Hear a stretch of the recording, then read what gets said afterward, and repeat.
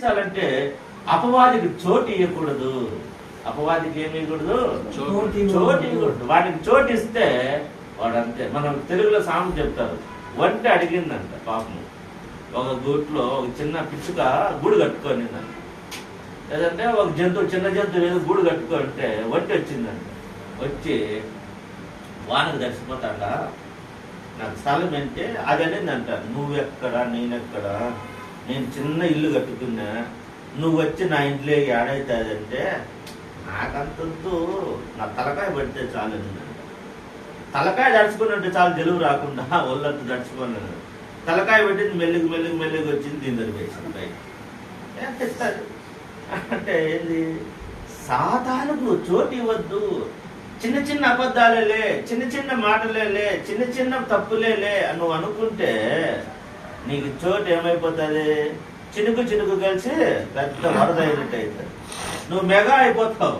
నువ్వు చిన్న చిన్న తప్పులేలే, ఏ ముందులేని నోరు జారుకుంటా, ఏ ముందులో ఒకటే కదా, ఏ ముందులో రెండే కదా అనుకుంటే నువ్వు చివరికి 100 అయిపోతాయి, 1000 అయిపోతాయి, నీకు అలవాటు అయిపోతావు. దాన్ని బట్టి నీ జీవితమే, విధానమే మారిపోతుంది. కాబట్టి ఇక్కడ ఏం చెప్తున్నాడు అంటే నువ్వు దానికి అసలు చోటు ఇవ్వద్దు అంటున్నాడు. రెండోది, విశ్వాసం ముందు స్థిరులై ఉండండి.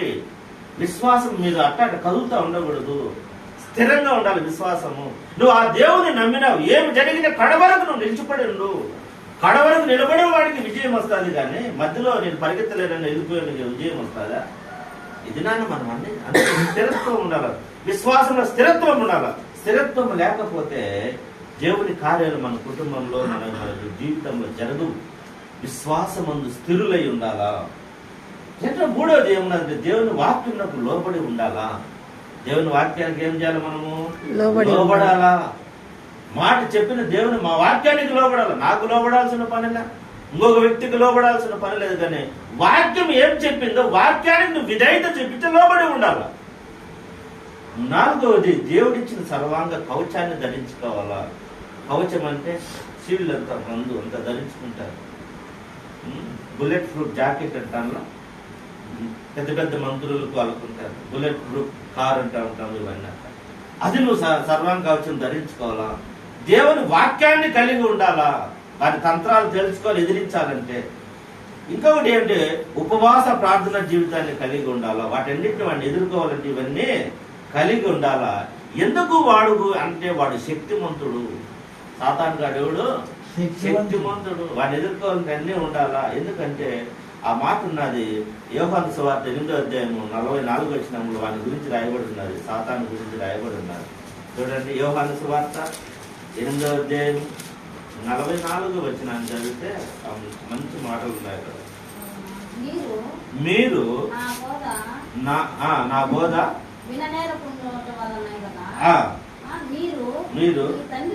మీరు మీ తండ్రి యగు అపవాది సంబంధులు, మీ తండ్రి దురాలోచనలను నెరవేర్చగోరుతున్నారు.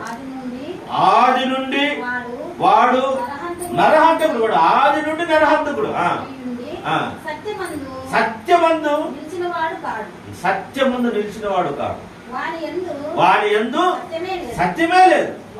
వాడు అబద్ధమాడినప్పుడు తన స్వభావముకు అనుసరించి వాడు సాతానుడు ఎటువంటి వాడంటే వాడు మొదటి నుంచి నరహంతకుడు. వాడు సత్యమే లేదు, వాడు అబద్ధం ఆడుతూ ఉంటాడు. కాబట్టి వాడిని ఎదుర్కోవాలంటే నువ్వు సర్వాంగ కవచాన్ని ధరించుకొని, మనకు అక్కడ ఎన్ని మాటలు చెప్పాడంటే 14వ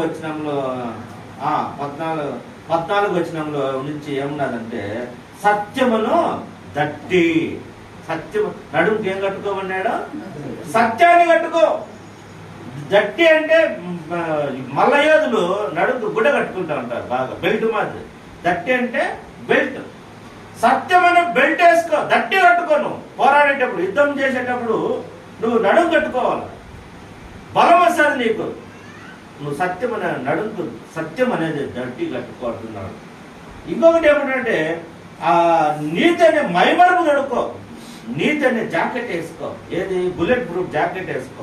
ఇక్కడ ముందు పక్క ఒకవేళ బుల్లెట్ కాల్చినా కూడా నీకు దిగబడకుండా మైమరుపు అనేది తొడుక్కోండి. పాదములకు సమాధానం అనే జోలు దొడుకో. నీ కాళ్ళకి ఏముండాలా? సమాధానం అని పరిగెత్తే పాదాలు ఎట్ట చెప్తాడు పరిగెత్తడు. సమాధానం అనే జోలు దొడుక్కో అని చెప్తా. ఇంకొక మాట ఏమంటున్నాడంటే, నాలుగోది ఏమంటున్నాడంటే, విశ్వాసం అనే డాలు. అంటే ముందు పక్క ఒకటి ఉంటారు కదా కట్ట, ఎవరైనా కొట్టేటప్పుడు ఆపుకునేదానికి. ఈ చేత్తో కత్తి ఉంటుంది, ఈ చేత్తో డాలు ఉంటుంది. వాడు కత్తి కొట్టి ఆపుకునేదాన్ని. విశ్వాసం అనే డాలు. నీ విశ్వాసం ఎప్పుడైతే ఉంటుందో వాడు వేసే బాణాలన్నీ దాంతో ఆపుకుంటా ఉంటావు. విశ్వాసం అనే డాలు. ఇంకొకటి శిరస్నానం. శిరస్నానం అంటే హెల్మెట్ పెట్టుకో. ఆ రక్షణ అనే శిరస్నానం. నువ్వు రక్షించబడు, ఆ శిరస్నానం ధరించుకో. యాక్సిడెంట్ అయినా నువ్వు డబ్బు తగలుకుంటా ఉంటుంది, ప్రతి శిరస్నానం పెట్టుకో అంటున్నాను. ఇంకొకటి ఏమంటే దేవుని వాక్యం అనే ఆత్మ ఖడ్గము. వాక్యం అనేది నువ్వు ఖడ్గం, ఆత్మ ఖడ్గం అనేది. ఈ ఖడ్గము మనం ధరించుకోండి. ఇవన్నీ ధరించుకొని ఈ వెపన్స్ అన్ని తీసుకొని మనం ఎవరికి మీదకి పోవాలా? ఎవరి మీదకి పోవాలా? సాధారణ ఎదిరించాలి. వాడు ఏమైనా కంటికి కనపడతాడు మనకి? ఇప్పుడు వాడు కనపడడు. మనం ధరించుకునేది కంటికి ఎవరికి? చూసేవాళ్ళకు మనం ఎంత శక్తిమంతులమో చూసేవాళ్ళకి ఎంత లేదు. వాడు బలహీనంగా ఉన్నాడు, వాడి ప్రార్థన ఎంత పవర్ఫుల్గా ఉంటుంది. అవునా కదా? చూడడానికి మనకు దగ్గర ఏం కనపడవు, ఇతరులకు అవి కనపడవు, కానీ సాధారణంగా అవి కనపడతా ఉంటాయి. మనం ఏం ధరించుకున్నాం, మన విశ్వాసం, మన శక్తి సామర్థ్యాలు వానికి కనపడతా ఉంటాయి. వాడు ఎందుకంటే వాయుమండల దూతల సమూహం వాడు బయట తిరుగుతూ ఉంటాడు, పైన ఉంటాయి. మనం అనుకుంటాం చనిపోయిన వాళ్ళు దయ్యాలు అవుతారని. వాళ్ళు ఎప్పటికీ కాదు. వాళ్ళకి ఈ భూమి మీద ఎటువంటి పాలుపంపులు ఉండవు. చనిపోయినోడికి ఒక నిమిషంలో రెప్పపాట్లో వాడు పైకి వెళ్ళిపోతాడు, ఆ పరదేశంలోకి వెళ్ళిపోతాడు, పాతాళానికి వెళ్ళిపోతాడు, అక్కడ ఉంటాడు. తీర్పు జరిగేంత వరకు వాడు అక్కడే ఉంటాడు. కానీ వాడి సూర్యుని కిందికి వాడికి ఎటువంటి పాలు గుర్తులు ఏమి ఉండవు. మనమే ఈ వాయుమండల సమూహం వాళ్ళ పేరు చెప్పి ఇక్కడ ఇలా ఆడబెట్టించి వాళ్ళతో కొట్టాడు పెడతా ఉంటారు. నేను పలాని తుల్లమ్మనిగిని, పలాని ఎల్లమ్మనిగిని అంటారు. ఎల్లమ్మ ఉండదు, ఎవరు ఉండరు, కానీ వాళ్ళ పేరు చెప్పి వీళ్ళ మధ్య గలాటల్లో పెడతారు. వాటితో మనం పోరాడుతున్నాము అని మన శరీరులతో కాదు, అధికారులతో కాదు కొట్లాడేది, వాళ్ళతో పోరాడతామని దేవుని వాక్యం చెప్తుంది. ఈ సర్వాంగ కవచం అనేది ధరించుకొని మనం ఎదిరించాలి వాడిని. వాని మీద